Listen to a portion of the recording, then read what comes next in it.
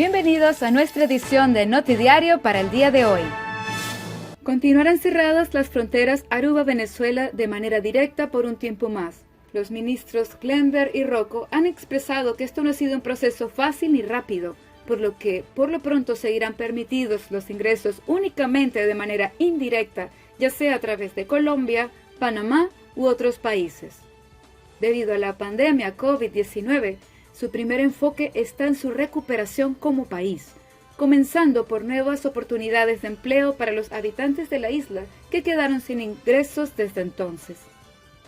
Sobre la mesa existen tópicos diplomáticos al respecto que no se pueden tratar a la ligera, y tanto Aruba como Curazao y Venezuela se encuentran por ello actualmente en conversaciones para evitar posibles inconvenientes que les perjudique a futuro. La situación de Venezuela no es considerada como algo ajeno, porque también les ha tocado incluso como familia, pero por lo pronto solo pueden orar para que su situación interna mejore, mientras se dedican a cumplir con las responsabilidades para con Aruba y o quienes vivan en ella. Representantes del consorcio Corp-BV tendrán el día de hoy una reunión con miembros del gobierno como accionista de la refinería de Curazao. El tema principal se basa en la decisión del gobierno de quitarle la exclusividad para firmar un acuerdo y ser el futuro operador de la refinería Isla. La semana pasada, el consorcio Corp recibió una carta informando esta decisión.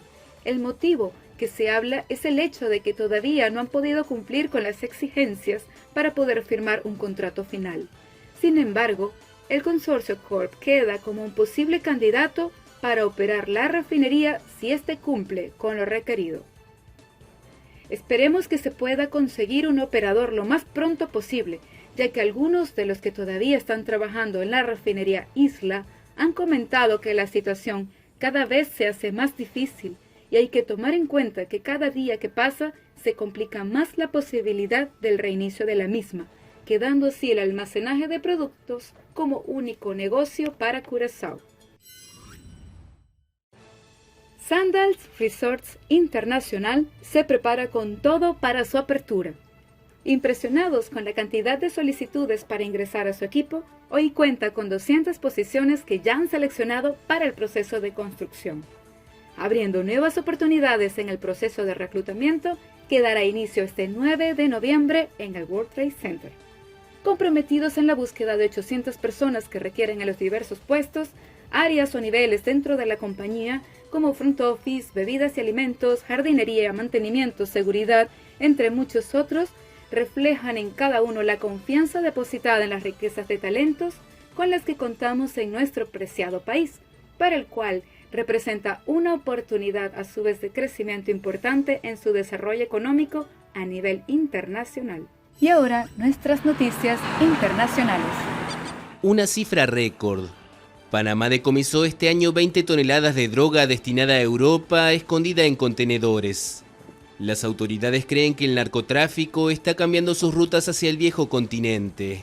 Tenemos diferentes destinos, pero la mayoría de ellos, el destino es Europa.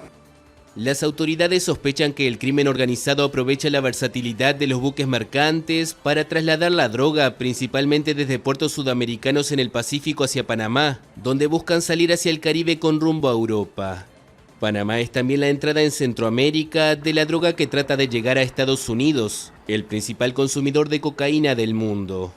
En lo que va de 2021, Panamá ha batido todos sus récords anuales en decomisos de drogas, pese a la pandemia y a que aún faltan 2 meses para terminar el año.